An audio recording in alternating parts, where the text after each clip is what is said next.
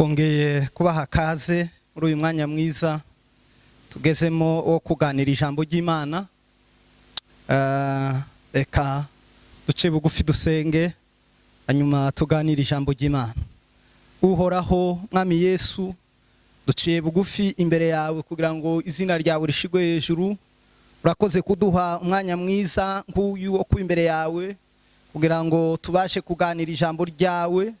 Dasengeye abadukurikira hirya no hino, abakristo bacu n'abandi bose bakurikira ijambo ryawe kugira ngo ribafashe ribakomeze muri bino bihe turimo. Urakoze udushoboze dukora ubushake bwawe ntiyabo ubushake bwacu. Ni mu izina rya Kristo Yesu dusenze kandi twizeye. Amen. Bavandimwe bene data, tubahaye kaze muri uyu mwanya mwiza kugira ngo tubashe kuganira cyangwa tubashe gusangira ijambo ry'Imana aho muri hirya no hino, abakurikira ijambo ry'Imana, abakristo bacu bari mu bihe byaguma mu rugo. Ino minsi turi muri lockdown, guterana ntibyemewe. Nagira ngo tusangire ijambo ry'Imana riza kubafasha aha mukurikira kuri channel ya YouTube y'Itorero. Datinze rero, reka turambure Bibiliya dusome ijambo ry'Imana. Ubutumwa bwiza mu rwandiko rwa kabiri wa Timoteyo wa kabiri, ibice bitatu n'umurongo wa 16 kugeza kuri 17. Rwandiko Paulo yandikiye Timoteyo wa kabiri, ibice bitatu, murongo wa 16 tugeze ku wa 17. Dusome mu izina rya Yesu. Bibiliya yavuze ngo ibyanditswe byera byose byahumetswe n'Imana kandi bigira umumaro wo kwigisha umuntu no kumwemeza ibyaha bye no kumutunganya no kumuhanira gukiranuka, kugira ngo umuntu w'Imana abe ashitse afite ibimukwiriye byose ngo akore imirimo myiza yose. Amen. Mani bafashe rero turaganira ijambo ry'Imana twise ubwiza bw'ijambo ry'Imana. Ashatse uyu mugoroba, uyu munsi wa none kugira ngo dusangire ijambo ry'Imana, dusangire ubwiza bwo gukunda ijambo ry'Imana. Ijambo ry'Imana nashatse ko tuvugana n'iryo ngiryo, mutwe waryo cyangwa topic n'ubwiza bw'ijambo ry'Imana. Nta kindi kintu cyiza cyangwa nta kindi kintu kiryoha gihari kurusha ijambo ry'Imana. Akindi kintu cyiza, nta kindi kintu gihari kiryoha kibasha kurusha ijambo ry'Imana. Dawudi yaravuze ngo ubwiza bw'ijambo ryawe Mana nitabaza n'umuco umurikira ibirenge byanje. Ijambo ry'Imana riraryoshe, ijambo ry'Imana ni ryiza. Kera iwacu baririmbaga indirimbo akavuga ngo ijambo ry'Imana ryiza, ijambo ry'Imana ryiza, ni ryiza cyane. Na mugaragu w'Imana Billy Graham yarabihishuriye arabiririmba mu ndirimbo ye, aravuga ngo andyohera cyane ngo ntabuki buryoha nkawe. Semeni amen. Nukuvuga ngo ijambo ry'Imana ni ryiza kurusha ibindi bintu byose. Aravuga ngo nta burabyo bwiza buhumura neza kuruta Yesu Kristo. Nta kindi kintu gihari twagereranya n'ijambo ry'Imana. Nta kindi kintu cyiza gihari kibasha kuruta ijambo ry'Imana. Ijambo ry'Imana riruta ubwiza ibindi bintu byose. Ibindi bintu byose watekereza ko ari byiza, ibintu byose wibwiraga ko ari byiza, ariko ijambo ry'Imana riri hejuru yaryo. Ijambo ry'Imana rirabirirengeye, ijambo ry'Imana riraryoshe, ijambo ry'Imana ni ryiza. Nagira ngo wumve ubwiza bw'ijambo ry'Imana muri kino gitondo, muri uyu mwanya uza gukurikira ijambo ry'Imana, wumve ukuntu ijambo ry'Imana ari iry'agaciro, riryoshe, rimera neza. Semeni amen. Yesu Kristo yarabivuze mu butumwa bwiza bwa Matayo, aravuga ngo Yesu yerekanye abanyamahirwe mu gice cya 5 n'umurongo wa 11 ukamanura. Yesu yarimo yerekana abanyamahirwe abaribo kuri icyo gice rero aravuga ngo hahirwa abakene mu mitima yabo. Abakenya iki? Abakenya ijambo ry'Imana, abafite ubukene bw'ijambo ry'Imana. Yesu yaravuze ngo barahiriwe abo ngabo ijambo ry'Imana niribageramo bazakira, ngo kuko ubwami bwo mu ijuru, ubwami bwo mu ijuru ari ubwabo. Ubwami bwo mu ijuru nubwo abafite ijambo ry'Imana, ubwami bwo mu ijuru nubwo abantu bahiriwe afite ijambo ry'Imana. Bene data, mwumva agaciro k'ijambo ry'Imana ukuntu ari ryiza. Hahirwa abakene bakenya ijambo ry'Imana mu mitima yabo. Abo ngabo ngo ubwami bwo mu ijuru ni ubwabo. Reka ngubwire iki kintu muri uyu mwanya, semeni amen. Ikintu kimwe, principe ya mbere yo kwinjira mu ijuru cyangwa yo kuja mu bwami bw'Imana ni ukugira ijambo ry'Imana muri wewe, ni ukubika ijambo ry'Imana muri wewe. Igihe cyose abantu badafite ijambo ry'Imana ntibafite amahirwe yo kwinjira mu bwami bw'Imana.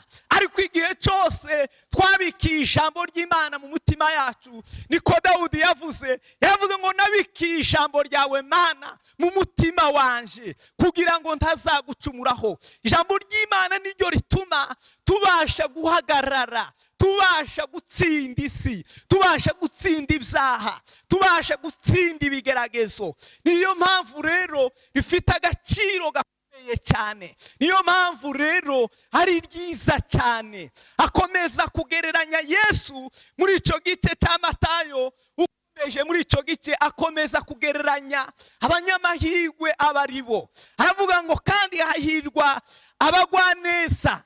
Abagwaneza bazahabwa isi. Kubera iki? Baguwe neza kubera ijambo ry'Imana riri muri bo. Baguwe neza kubera ko bafite Kristo Yesu. Hahirwa abanyembabazi kuko ngo abo nibo bazazigirirwa. Kubera iki? Abafite imbabazi n'abahishuriwe ijambo ry'Imana ribabwira ngo nimubabarira abandi namwe muzababarirwa, nimugirira abandi neza namwe muzagirirwa neza. Abahiriwe rero Yesu yarimo avuga nabo ngabo bameze batyo, bafite ijambo ry'Imana muri bo, bamenye Kristo, bamenye ijambo ry'Imana, bamenye ukuri kw'ijambo ry'Imana. Yesu yarabivuze ngo muzamenye ukuri kandi ukuri kuzababatura. Ukuri kubatura abantu ni ukuhe? Ni ukumenya ijambo ry'Imana, ni ukugira ubwiza bw'ijambo ry'Imana. Semeni amen. Rero muri aka kanya reka nkubwire agaciro k'ijambo ry'Imana. Iyo umuntu ufite ijambo ry'Imana, umuntu ufite ijambo ry'Imana muri we, agaciro agira, agaciro gakomeye ko kugira ijambo ry'Imana. Icyambere, ikintu cyambere tuvuga n'ibintu bitatu by'agaciro k'umuntu ufite ijambo ry'Imana. Ikintu cyambere gikomeye, iyo umuntu afite ijambo ry'Imana muri we, ahinduka kuba umucyo w'isi. Oh haleluya! Isi iri mu mwijima, isi iri mu kaga, isi ntimurikiwe. Kubera iki? Kubera ko hatari mu ijambo ry'Imana. Isi iri mu mucyo kubera ko hari mu ijambo ry'Imana. Igihe cyose ijambo ry'Imana rizaboneka mu bantu, rizaboneka mu isi, isi izaja mu mucyo, isi izava mu mwijima. Agaciro gakomeye k'ijambo ry'Imana, agaciro gakomeye k'abantu bakiriye ijambo ry'Imana cyangwa abantu bamenye ijambo ry'Imana, agaciro gakomeye. Icyambere, bahinduka kuba umucyo w'isi. Semeni amen. Haleluya. Iyo uhindutse kuba umucyo w'isi, iyo wakiriye ijambo ry'Imana, uhindukira kuba isi, umurikira isi, isi ikava mu mwijima, isi ikamenya ukuri, isi ikabatuka. Abari mu bubata bakabatuka kuko babonye umucyo, kuko babonye ijambo ry'Imana. Ako ni agaciro gakomeye k'abantu bamenye ijambo ry'Imana.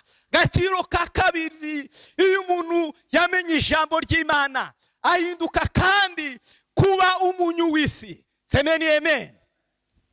Isi rero irabishe, irabihiwe, ibihiwe n'ibibazo. Abantu barabihiwe, babihiwe n'ubuzima, babihiwe n'imibereho y'isi. Kubera iki? Kubera kutagira ijambo ry'Imana, kubera kutagira ijambo ry'Imana. Ariko abamenye ijambo ry'Imana bahinduka kuba umunyu w'isi, bageraho bishe bikaryoha, bikaryoshwa n'iki? Bikaryoshwa n'ijambo ry'Imana. Iyo ijambo ry'Imana rigeze mu buzima, ubuzima bwari bwihebye, ubuzima bucitse intege, ubuzima bubabaye, ubuzima budafite icyerekezo, ubuzima bw'umuntu ushaka kwiyahura, ubuzima bw'umuntu wanze isi, ubabajwe n'isi. Iyo ijambo ry'Imana rimugezemo harahinduka, hagahinduka. Iyo ijambo ry'Imana rigeze kuri abo, ribahindukira umunyu, bakareka kubihigwa. Abantu babihiwe kubera kubura ijambo ry'Imana, kubera the lack of the word of God.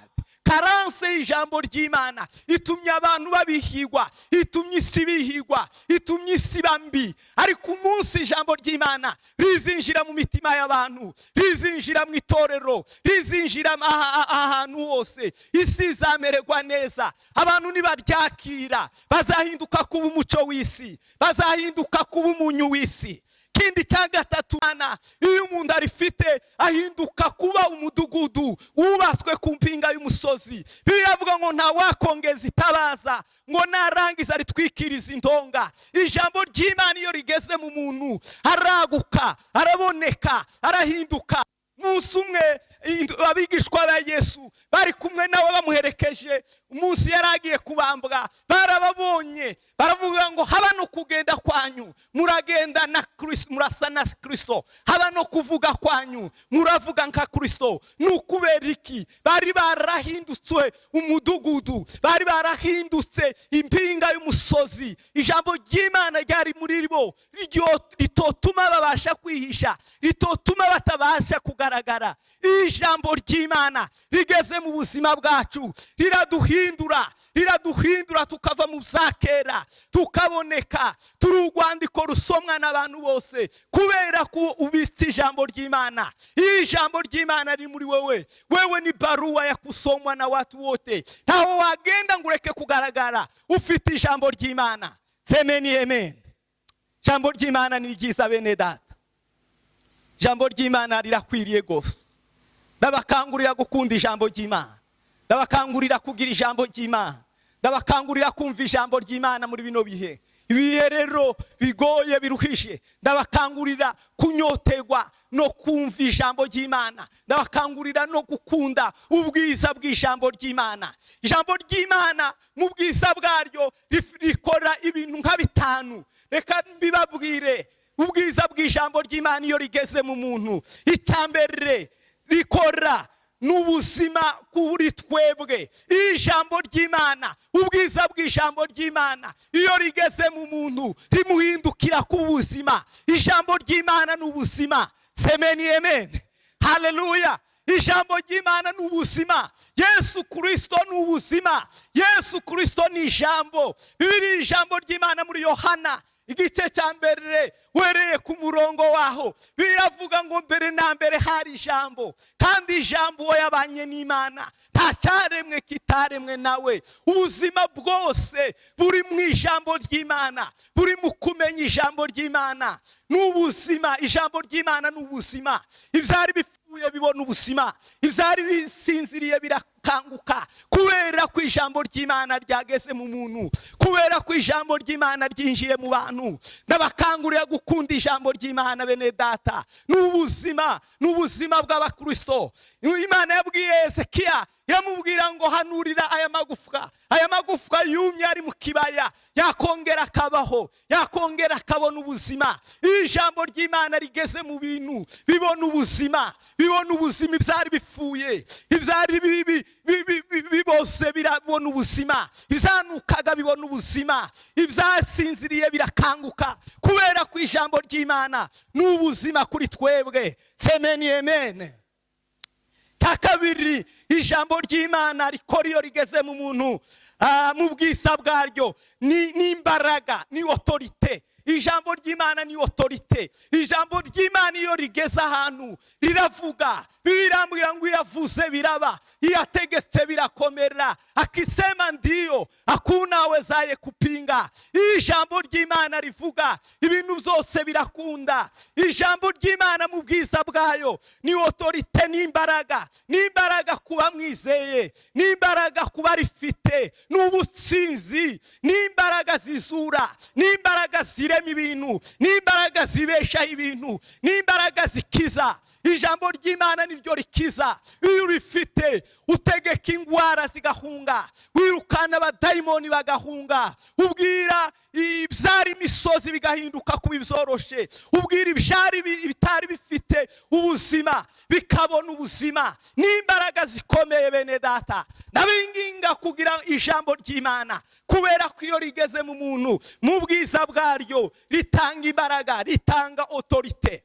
Cya gatatu n'umucamanza. Ijambo ry'Imana ni juste juge, n'umucamanza utabera. Mpamvu abantu rimwe na rimwe babona iby'abandi ntibabona ibyabo, nuko ijambo ry'Imana ritaragera mu buzima bwabo. Ariko iyo ijambo ry'Imana rigeze mu buzima bwa buri muntu, riramuhindura, rimucira urubanza, riramwiyereka. Niryo rituma abantu baca bugufi, niryo ritwihanisha ibyaha, niryo ritwemeza ibyaha byacu. Ijambo ry'Imana rero kuba rifite, bafite umucamanza, bafite umucamanza ubacira urubanza. Yesu Kristo yaravuze ngo mbere yuko ureba igitotsi kiri mu jisho rya mugenzi wawe, banza ukore auto evaluation, banze wirebe muri wewe. Ijambo ry'Imana rigufasha kwikorera isuzuma, ukisuzuma, ukareba, ukireba n'indoregwamo. Abantu bireberamo bakareba ko bahagaze neza, bakareba ko ntaho bateshutse. Yobu yahoraga ahagarara buri munsi akaja kwipima ku ijambo ry'Imana, akajya kwipima ku munzani buri munsi, mwarebe ko agihagaze mu butware, mwarebe ko wenda ntaho yaba yateshutse. Mpamvu abantu batibona nuko ijambo ry'Imana ritaragera mu buzima bwabo. Ariko ndakwinginga ngo ijambo ry'Imana mu bwiza bwaryo rikugeremo, rizaguhindukira kuba umucamanza ukuru utabera. Semeni amen, semeni haleluya, semeni tena amen. Ijambo ry'Imana kandi n'ubwenge n'imbaraga y'Imana ihesha uwizera wese agakiza. N'imbaraga y'Imana ihesha ubwenge ku muntu, abafite abakeneye ubwenge. Yobu yarabivuze ngo ese kumenya cyangwa kujijuka, wisdom na understanding biva hehe? Aravuga ngo biva mu kubaha Imana. Kubaha Imana ni gute? Nukumvira ijambo ry'Imana, nukugira ijambo ry'Imana. Ijambo ry'Imana riri muri twe, duhinduka abanyabwenge, tugira ubwenge buboneye, tugira ubwenge bubasha gutandukanya, bugatandukanya ikibi n'icyiza. Mpamvu abantu bananirwa gutandukanya ikibi n'icyiza ni ukutagira ubwenge. Ariko ubwo bwenge babuze niki? Ni ijambo ry'Imana. Ubwenge buboneye, ubwenge butaryarya, ubwenge bw'ukuri buri mu ijambo ry'Imana. Ikindi ijambo ry'Imana ni itara, hacuze umwijima riramurika. Abari mu mwijima iyo baribonye bamurikirwa n'umuco. Umuco urabavira, umuco ubageramo, bagahinduka, bakamenya, bakava mu mwijima. Impamvu abantu bakigendera mu mwijima ni uko utagira ijambo ry'Imana. Ariko ndagusaba ngo ijambo ry'Imana iki gitondo riguhindukira itara, riguhindukira umuco. Ijambo ry'Imana kandi ni amahoro. Ndakwinginga mwene data, niba ubuze amahoro, Bibiliya irambwira ngo amahoro Imana itanga nta mubabaro yongeraho, amahoro Imana itanga nta gahinda yongeraho. Amahoro abonerwa muri Kristo Yesu, amahoro abonerwa mu ijambo ry'Imana. Ababuze amahoro, mwakira ijambo ry'Imana, musingira amahoro muri Kristo. Mwakira ijambo ry'Imana, muba amahoro. Mwakira ijambo ry'Imana, mugenda amahoro. Mwakira ijambo ry'Imana, murara amahoro. Semeni amen. Ijambo ry'Imana ni amahoro, ijambo ry'Imana ni amahoro, mu mbaraga yaryo ni amahoro. Bibiliya irambwira ngo yemwe abarushe n'abaremerewe. Yesu yabibwiye abantu muri Matayo, avuga ngo nimuze mwese kugira ngo mbaruhure, muzane imitwaro yanyu mbaruhure, munyikoreze imitwaro yanyu, mbaheze amahoro. Abarira mbahoze kurira, abashavuye mbahoze gushavura, abababaye mbahoze, abarwaye mbakize. Bakira ijambo ry'Imana kugira ngo babone ubuzima. Ndakwinginga muri kino gitondo cy'uyu munsi niwakira ijambo ry'Imana urabona amahoro, kuko ijambo ry'Imana ryuzuye amahoro. Ijambo ry'Imana kuba rifite n'agakiza n'amahoro y'Imana masa. Bene data bakristo, mwakira ijambo ry'Imana muri bino bihe, mukunda ijambo ry'Imana muri bino bihe. Semeni amen. Nanone ijambo ry'Imana rifite umumaro. Ibyo Pawulo yandikiye Timoteyo hano twasomye ngo ibyanditswe byera byose, ibyanditswe byera byose byahumetswe n'Imana kandi bigira umumaro wo kwigisha umuntu. Ijambo ry'Imana rifite umumaro ukomeye iyo rigeze mu muntu. Reba umumaro ijambo ry'Imana rifite iyo rigeze mu muntu, rikora ibintu nka bitanu. Reka mbikubwire tubisangire muri kino gitondo, hanyuma wifuze ko kwakira ijambo ry'Imana, hanyuma wifuze kugegwamo n'ijambo ry'Imana. Ijambo ry'Imana rigeze mu muntu ryigisha umuntu. Semeni amen. Ijambo ry'Imana n'umwarimu. Nimba ukeneye kumenya, nimba ukeneye kujijuka, nimba ukeneye ubumenyi, yegera ijambo ry'Imana, kunda ijambo ry'Imana. Ijambo ry'Imana rifite umumaro wo kwigisha umuntu. Ijambo ry'Imana rikamutoza, rikamurema, rikamugira umuntu ushitse. Iyo niyo mpamvu ya mbere ijambo ry'Imana, umumaro wa mbere w'ijambo ry'Imana iyo rigeze mu muntu riramwigisha umuntu akamenya, umuntu agahinduka. Mpamvu ya kabiri cyangwa umumaro wa kabiri ijambo ry'Imana rikora iyo rigeze mu muntu, ritwemeza iby'ibyaha byacu. Semeni amen. Abantu impamvu batemera iby'ibyaha nuko utagira ijambo ry'Imana, ariko ijambo ry'Imana iyo rigeze mu muntu riramwemeza ko ari umunyantege nke, uvuga ko akiranutse hazaba yise Imana umunyabinyoma. Twese twananiwe gushikira ubwiza bw'Imana, twese twakoze ibyaha ntitwabasha gushikira ubwiza bw'Imana. Ikitwemeza intege nke zacu, ikitwemeza ko turabanye ijambo ry'Imana rigeze mu buzima bwacu. Ndagusaba mwene data kugira ngo wakire ijambo ry'Imana. Rifite umumaro wo kukwemeza, rifite umumaro wo gutsinda kamere, rifite umumaro wo gutuma wihana ibyaha.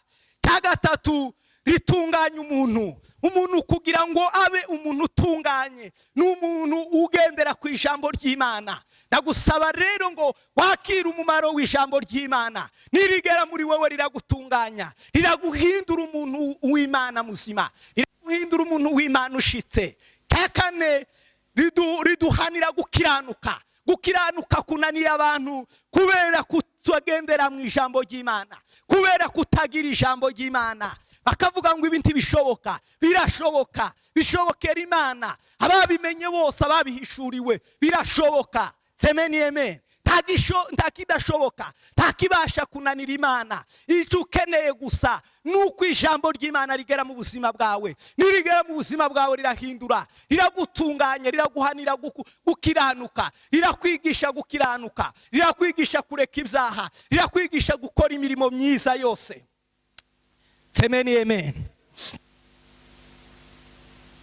Kindi ijambo ry'Imana yavuze hano, aravuga ngo kandi ngo rigira gute, nuko duhindura, rihindura umuntu w'Imana kugira ngo abe umuntu ushitse, ushikiwemo imirimo myiza yose. Kuko umuntu ushitse iyo ageze ahantu ibintu byose birakunda, iyo ageze ahantu ibintu biratungana, kuko ni umuntu w'Imana ushitse, ni umuntu w'Imana wuzuye ijambo ry'Imana. Kindi cya nyuma rikora, ritwigisha gukora imirimo myiza yose. Semeni amen. Oh haleluya. Hari ikintu kinaniye abantu muri kino gihe, ni ugukora imirimo myiza. Imirimo myiza rero kugira ngo tuyishobore nuko twuzuza ijambo ry'Imana muri twebwe. Ijambo ry'Imana Pawulo yandikiye Abaefesi ibice 2:10 yavuga ngo kuko turabe Imana yaremye ituremeye imirimo myiza muri Kristo Yesu kugira ngo tuyigenderemo. Iyo umuntu wese yaremewe gukora imirimo myiza, umuntu wese yaremewe kugendera mu mirimo myiza, ariko muri no minsi abantu bananiwe gukora imirimo myiza. Kubera ko abantu bananirwa gukora imirimo myiza, nuko utagira ijambo ry'Imana. Ariko abafite ijambo ry'Imana babasha gukora imirimo myiza yose ibonerwa muri Kristo Yesu. semeni amen, semeni amen. Babasha kwera imbuto, babasha kubiba. Turi mu mwaka intego y'uyu mwaka wa 2021 ni ukubiba no gusarura. Abantu babasha kubiba kubera iki? Barabiba kubera kuko buzuye ijambo ry'Imana. Abafaransa bacaga umugani ngo ce sont les tonneaux vides qui font le bruit. Ni ukuvuga ngo ingungura gusa nizo zisakuza, ariko izuzuye ijambo ry'Imana, izuzuye zirakora gusa ntizivuga. Abuzuye ijambo ry'Imana nibo babasha kubiba, abuzuye ijambo ry'Imana nibo babasha gukora, nibo babasha gutanga amaturo n'ibyacumi, nibo babasha gukiranuka, nibo babasha gufasha imfubyi n'abapfakazi, nibo babasha gusura abarwayi, nibo babasha gufata umwanya n'igihe cyo gusenga, nibo babasha kubwiriza ijambo ry'Imana, nibo babasha gutanga amafaranga y'inyubako, nibo babasha gukorera imirimo myiza yose ibonerwa muri Kristo Yesu, nibo babasha gutunganya neza, kuko ijambo ry'Imana ryavuze ngo riduhanira umuntu kugira ngo umuntu abashitse akwiriye. Nibo babasha gutunganya ibyo mu miryango yabo neza, babitunganya kubera iki? Kubera guhishurirwa ijambo ry'Imana. Iyo bamenye ijambo ry'Imana babikora neza, ibintu byose babikora neza. Semeni amen. Babikora neza kubera iki? Kubera kumenya ijambo ry'Imana. Wananiwe gukora imirimo myiza wese ni umuntu utuzuye ijambo ry'Imana. Ariko umuntu wuzuye ijambo ry'Imana ntiyonanirwa gukora imirimo myiza, kuko agengwa n'ijambo ry'Imana, ayoborwa n'ijambo ry'Imana, ategekwa n'ijambo ry'Imana. Tiyoba gitongana, ijambo ry'Imana rirabibuza. Tiyoba kiciwe, ijambo ry'Imana rirabibuza. Tiyoba gisambana, ijambo ry'Imana ntibibyemere. Ijambo ry'Imana riramuyobora rikamutegeka, ntaba kicitegeka, ntaba kicigenga, agazasigara agengwa n'Imana. Kubera ko ijambo ry'Imana ryuzuye muri we, ubwiza bw'ijambo ry'Imana yarabubonye, yariye ubwiza bw'ijambo ry'Imana. Ameona utamu wa Yesu, ameonja utamu wa Yesu, ameonja neno lake Yesu Kristo. Semeni amen. Ndabingingira gukunda ijambo ry'Imana bene data, ndabingingira gushaka ijambo ry'Imana muri kino gihe, ndabingingira kumva ubwiza bw'ijambo ry'Imana muri kino gihe. Bihe biragoye, ibihe biraruhije. Abantu benshi tibafite umwanya n'uburyo bwo guterana ngo bige ijambo ry'Imana hano, ariko aho uri waryiga mu rugo iwawe, waryiga wenyine, waryiga ku buryo bumwe n'ubundi, waryiga ugiye kuri social media, waryiga urisomye, wagenda ukihererana mu cyumbi wawe, abantu badaterana wowe ugasoma ijambo ry'Imana. Bibiliya yatubwiye ngo n'umwarimu wigisha umuntu kugira ngo umuntu amenye, ni ijambo ry'Imana rimwigisha. Byose twarabihawe biri mu ijambo ry'Imana. Ndakugira inama muri kino gitondo yo gushaka ijambo ry'Imana kugira ngo ubashe guhinduka. Semeni amen. Kandi ndagukangurira gukunda ijambo ry'Imana, kuko ijambo ry'Imana ni ryiza cyane. Ibintu bitatu ijambo ry'Imana rikora mu muntu ni ibingibi. Ijambo ry'Imana rigeze mu muntu, hari ibintu ribasha gukora bitatu bikomeye. Ikintu cya mbere, rirubaka. Semeni amen. Ijambo ry'Imana iyo rigeze ahantu, ibintu byari bisenyutse, ibintu byari bishagaraye, ibintu byari bidafite umurongo, ibintu bitari bifite icyerekezo, ijambo ry'Imana rigeze mu muntu rirashika rikubaka, rikarema, rigasana, rigashira ku murongo. Iyo ijambo ry'Imana rigeze ahantu rirubaka, rigashira ibintu ku murongo. Ndakuginga, ndagukangurira, ndagugurira kugira ngo wakire ijambo ry'Imana ryubaka ibyari bisenyutse, wakira ijambo ry'Imana ryushire ku murongo bitari ku murongo, wakira ijambo ry'Imana ryubaka ubuzima bwawe, wakira ijambo ry'Imana rigira aho rigukiza naho rikugeza, rigukure mu rwego rumwe rikugeze mu rundi rwego. Semeni amen. Rirubaka ibintu kuko ryuzuyemo ubwenge. Twabivuze haruguru kuko ari ubwenge bw'Imana. Kubaka n'ubwenge. Rirubaka ingo zari zigiye gusenyuka, ijambo ry'Imana iyo baryakiriye ingo zirakomera. rirubaka amatorero, rirubaka ibihugu, abaryakira bose bameze. Bibiri ijambo ry'Imana mu butumwa bwiza bwa Matayo, Yesu yarabivuze, aravuga ngo abumva iryo jambo bakarikomeza, abumva ijambo ry'Imana. Yesu yabagereranyije n'abanyabwenge ngo babasha kubaka cyane, ngo iyo bagiye kubaka inzu ngo baracukura bakubaka umusingi ukomeye, imiyaga n'imivurungano yaza yikubita kuri ya nzu kuko yubakitse ku ijambo ry'Imana ngo ntibasha kunyeganyega. Oh haleluya, sema amen, sema tena amen. Kuko yubakitse ku ijambo ry'Imana, kuko ifite imfatiro, kuko ifite umusingi ari ryo jambo ry'Imana. Ariko ngo abatumva iryo jambo, abadakomeza ijambo ry'Imana, Yesu Kristo yabagereranyije n'abaswa n'abafafa ngo batazi kubaka, ngo iyo bubatse ngo bubaka ku musenyi, badacukuye, badagize fondasiyo kugira ngo inzu igira imfatiro. Ngo abo ngabo ngo imvura iguye, n'iyo imiyaga iteye, n'iyo ibibazo bije, abo ngabo ngo iyo bibikubiseho ngo baragwa, ngo kandi kugwa kw'iyo nzu ngo kuzaba ari kugukomeye cyane. Sema amen.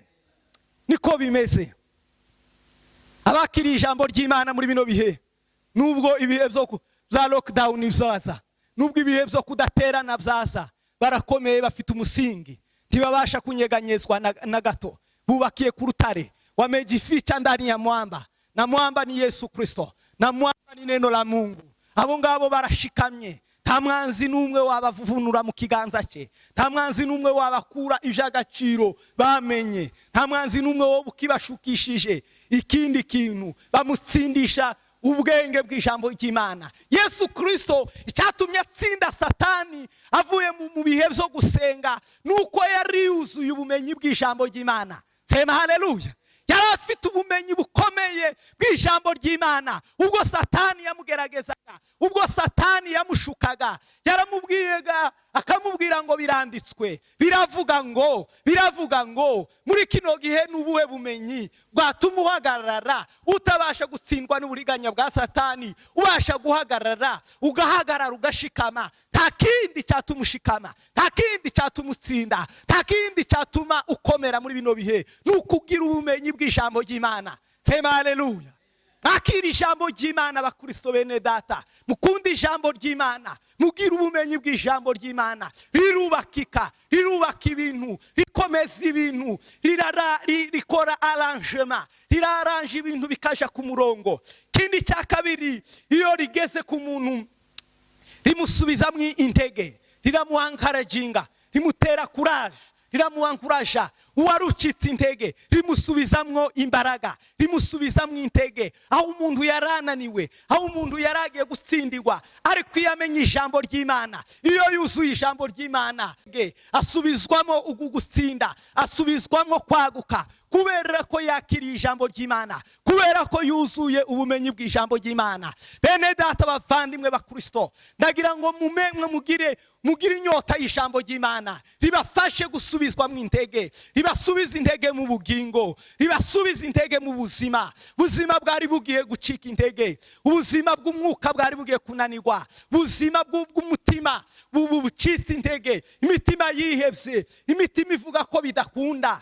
Uyu mwanya niwakira ijambo ry'Imana, urasubizwamo intege, urasubizwamo imbaraga, urongera urye, urongera umwe, urongera ukomere mu rugendo. Aho wari ugiye kunanirirwa, urongera uhabwa imbaraga kubera ko wakiriye ijambo ry'Imana. Sema haleluya, sema tena haleluya. Cya gatatu rikora, rirasenya. Ijambo ry'Imana iyo rigeze ahantu, rirasenya ibitari iby'Imana byose, rirasenya ibigirwamana, rirasenya ibitavuga Imana. Kuko Imana ntiyobana n'ibindi bitari Imana, ntibishoboka na rimwe. munsi umwe bafashe isanduka ry'Imana baja kwiraza hamwe na Dagoni. Bukeye mu gitondo basanga Dagoni yaguye kandi ngwigwa yubamye. Ijambo ry'Imana rirayisenya, rirayirandura, rikubita hasi. Ijambo ry'Imana ritugezemo rirasenya ibigirwamana zose, rirasenya umwuka utari uw'Imana, rirasenya irari ribi, rirasenya ubwibone, rirasenya ubusinzi, rirasenya ubusambanyi, rirasenya urugomo, rirasenya ishari, rirasenya kwiba no kuroga, rirasenya kurara kwijoro. Mu izina rya Yesu Kristo akira ijambo ry'Imana ribashe gusenya ibitari iby'Imana. Iki gitondo akira ijambo ry'Imana ribashe gusenya ibigirwamana biri mu mitima y'abantu. Ijambo ry'Imana niryo ryonyine ngo ni inkota ngo icyaye amugi yombi, ngo ikebera amugi yombi, rirangiza rigakubita, rigasatura, rikinjira, rikemeza umuntu, rigasenya kamere iri mu muntu, rikamwubaka, rikamugira muzima. Oh haleluya, sema amen.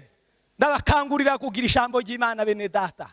Bwiza bw'ijambo ry'Imana burahebuje, bwiza bw'ijambo ry'Imana buruta ibindi byose, bwiza bw'ijambo ry'Imana buri hejuru ya byose.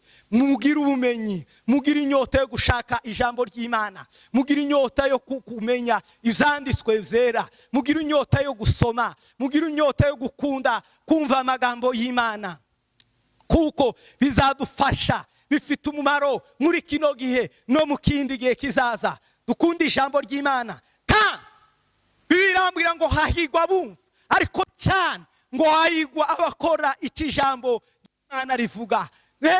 Heri wale ambao wanalotenda jinsi neno la Mungu husema. Mwene data, niwumva ijambo ry'Imana uhinduke, niwumva ijambo ry'Imana ukore iki jambo ry'Imana rivuga. Niho rizagira umumaro mu buzima bwawe, niho rizagira ibyo birema, niho rizagira ibyo rikora, nibwo rizagira ibyo rihindura. Apana kuryumva gusa, apana kukurisoma gusa, oyaye risome, ryumve, ritekereze, hanyuma rigere mu buzima bwawe. Uriho umwanya kugira ngo ribashe guhindura imibereho yawe, ribashe guhindura ibitekerezo byawe, ribashe guhindura ubuzima bwawe, rihindura icyerekezo cy'ubuzima bwawe. Nimba wari ukiri mu bibi ubivemo, uhindukire uyu munsi niwumva ijambo ry'Imana. Nimba wari ukiri mu buzima bupfuye, ijambo ry'Imana nuryumva uhinduke ube muzima. Nimba wari mu buzima bw'intege nke, ijambo ry'Imana nirikugeraho wongere usubizwe mu imbaraga. Nimba wari mu buzima bwo kwiheba, ijambo ry'Imana nirikugeraho rigukomeze, ribe imbaraga, ribe ubuzima kuri wewe, rihindura ubuzima bwawe, rihindura imibereho yawe, rigutunganye rwose. Paulo yingingira Timoteyo amwanditse, aramubwira ngo ibyanditswe byera byose bifite umumaro wo kwigisha, kugira ngo umuntu w'Imana abashitse. Umuntu w'Imana agomba kuba ashitse mu buryo butatu. Sema amen.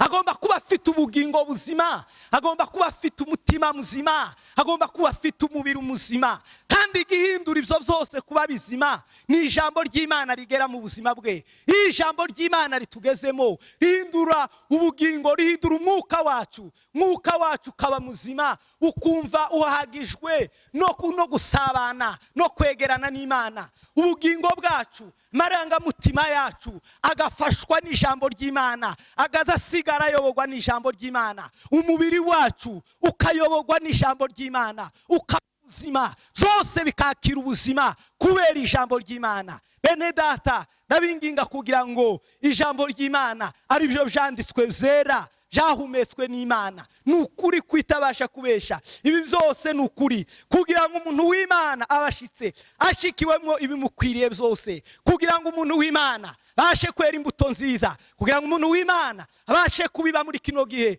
kugira ngo umuntu w'Imana abashe gukiranuka muri kino gihe, kugira ngo umuntu w'Imana abashe gusenga muri kino gihe, kugira ngo umuntu w'Imana abashe kwitanga muri kino gihe, igihe kinaniranye, igihe abandi badakora. Umuntu w'Imana kugira ngo abashe gukora nuko aba yuzuye ibyanditswe byera byose, ari ryo jambo ry'Imana. Bakristo bavandimwe, bene data, torero rya Kristo, ndabinginga kugira ngo mwakire ijambo ry'Imana, mwumve ubwiza bw'ijambo ry'Imana, mukunde ijambo ry'Imana. Ijambo ry'Imana ni ryiza, ijambo ry'Imana riraryoshe, ijambo ry'Imana riruta ibindi byose. Twige kwitoza kuja ubu bugingo, kuko ari byo bifite umumaro muri kino gihe n'ikindi gihe kizaza. Imana ibafashe, Imana ibagirire neza aho muri. Mwakira ijambo ry'Imana kandi mukore ibyo ijambo ry'Imana rivuze. Imana ibafashe. Reka dufate umwanya dusenge, hanyuma dusoze kugira ngo muze gufata umwanya wo kuryumva no kuritekereza. Uhoraho mwami w'abami Yesu, ndagushimiye Mana kubw'uyu mwanya mwiza uduhaye wo kugira ngo twamamaze ubutumwa bwawe muri bino bihe bigoye, muri bino bihe by'iminsi ya nyuma. Data wa twese, ndasengeye imitima y'abantu bose babasha kumva ijambo ry'Imana, ribahindure bakora icyo ijambo ry'Imana ribavuze, kandi baryoherwe n'ijambo ry'Imana. Inyota yo gukunda Imana, bagira inyota y'ijambo ry'Imana. Ijambo ry'Imana rigwire mu buzima bwacu, birambwira ngo rigwize imbaraga, rigwize ubwenge, kugira ngo umuntu w'Imana abashitse kandi ashikiwemo n'ibimukwiriye byose. Tugirire neza Mana, dukeneye guhinduka rwose, dukeneye kubakika rwose, dukeneye gushikama rwose.